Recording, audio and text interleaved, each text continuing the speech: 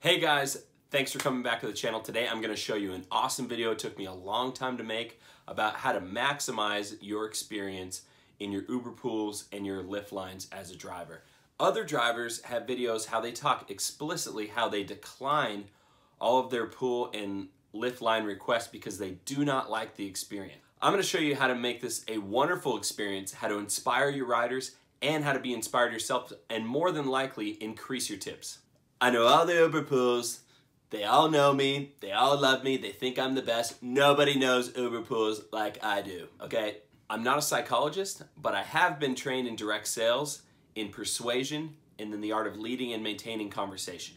I'm gonna give you my 10 tips up front, and then I'm gonna show you actual footage from an Uber pool that I recently had and implement all of these 10 tips and tricks into the ride so you can see how you can maximize the experience yourself. Number one, you want to disarm your first passenger. Just like if you're doing door-to-door sales or direct sales, people are on edge already. They don't want to talk.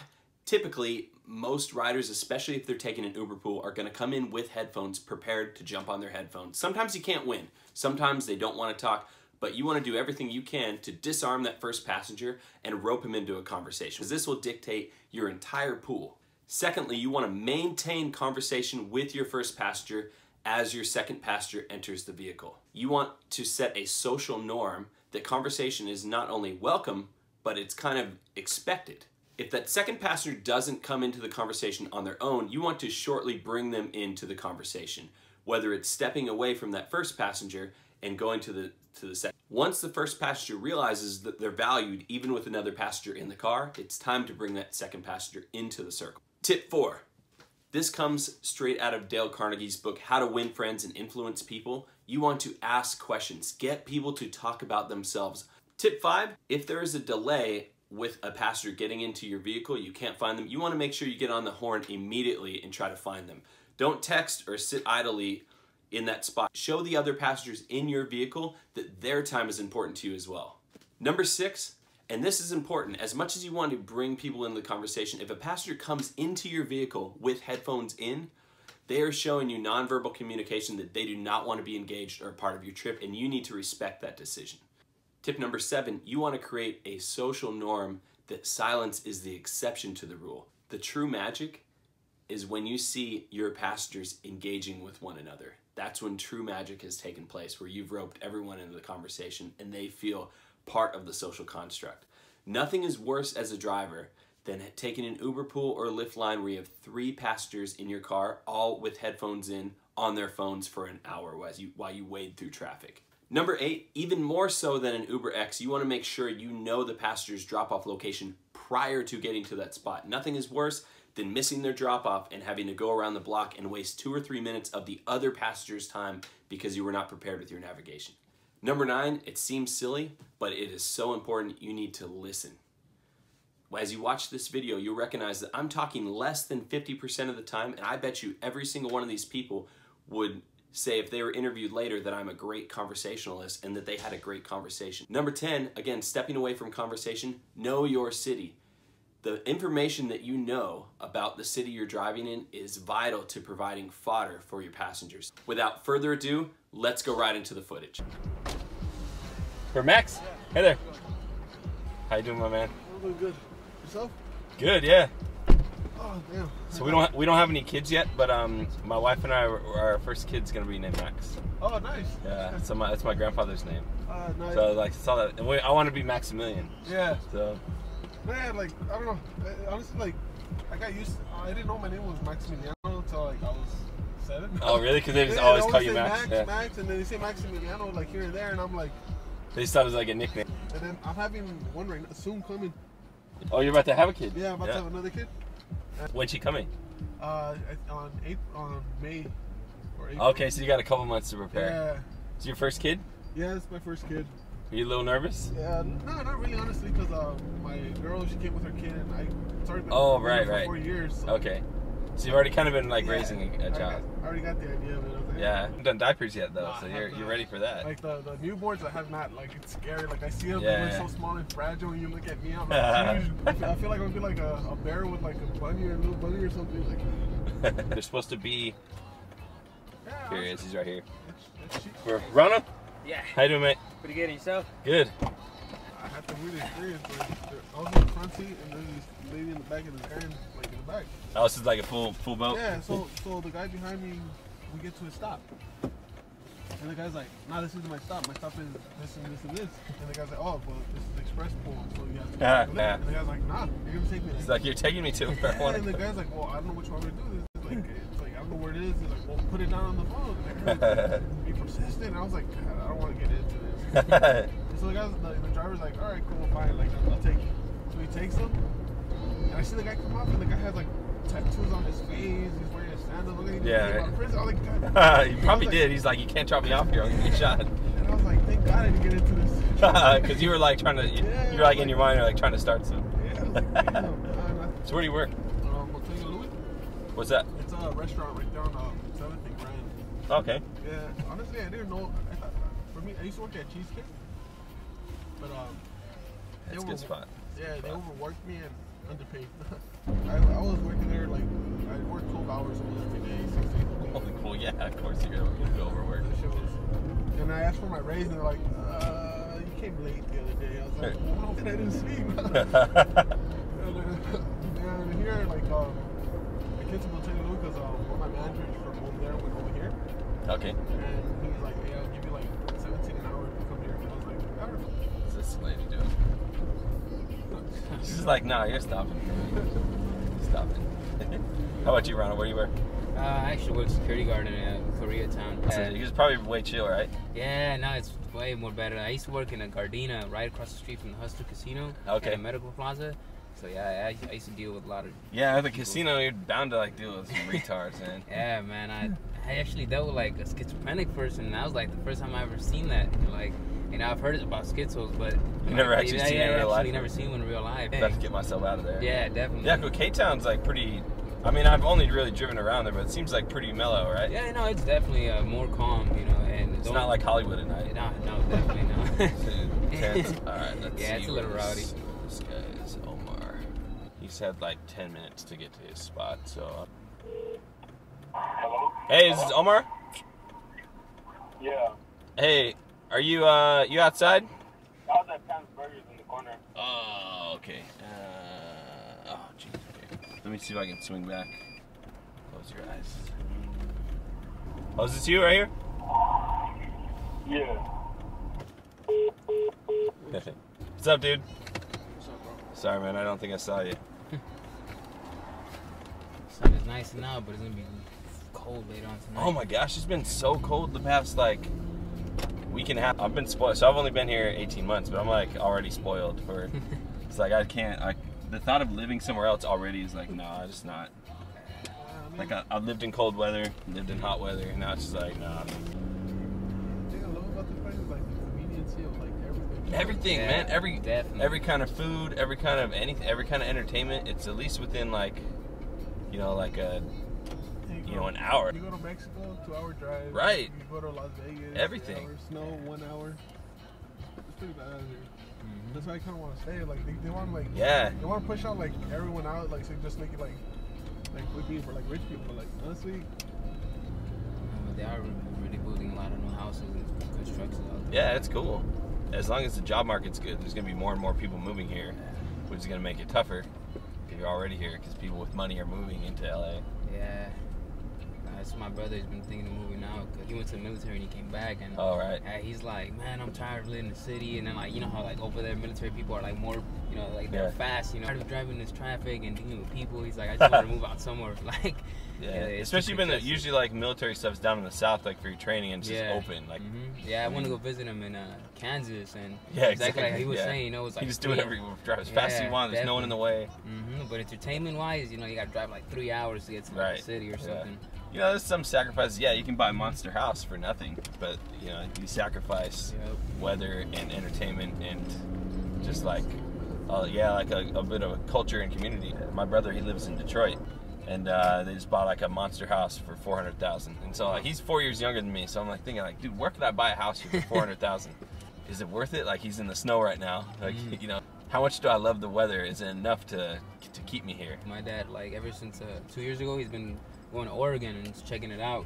and says he likes it over there, you know. But you know, the weather's gonna be completely different. Right. Yeah. So I told him, like, he tells me, oh, you don't want to move out with me there, you know, you can rent with me, blah blah. I'm like, it's cool, but I'd rather just stay here, you know, like. Right. Once you get like locked in, you kind of like don't want the change, right? You just like. Yeah, it's just nice, true, just. It's like I remember when I was going to high school, my mom, she remarried and moved to South El Monte, and I couldn't stand living over there. It was so quiet. You know? Yeah, it's just like wow, it just shakes you up. I was like, 5 miles in any direction, it's just a completely different way of life. Like I grew up right there. I lived in South Central like my whole life. oh, nice. But I went to HP. Like always commute over there. Yeah. Always bike, skateboarding, bus, don't matter. But like honestly, I always like HP. HP always seemed like it's calm. Yeah, it's not bad. Like, it's not and they got that big rowdy. shopping center off Alameda. It's like Yeah. it's got everything you need. Yeah. Like honestly, like before would be the Pacific. Like everyone would just walk around, go to the arcade. Right, dude, that place is always packed. Man. I got sad because they had the Warner Theater there, and they changed it to a gym. Oh man. That old Warner Theater, from what I remember, from my brother told me, like they were one of the first red carpets there. Oh, really? No man. So it's off now? They don't have it there anymore? They actually, luckily, they kept the designs and stuff, but like inside is a gym. Well, people say, like, you know, like 50 years ago, that was like the Rodeo Drive of like LA. Like Huntington Park was the spot.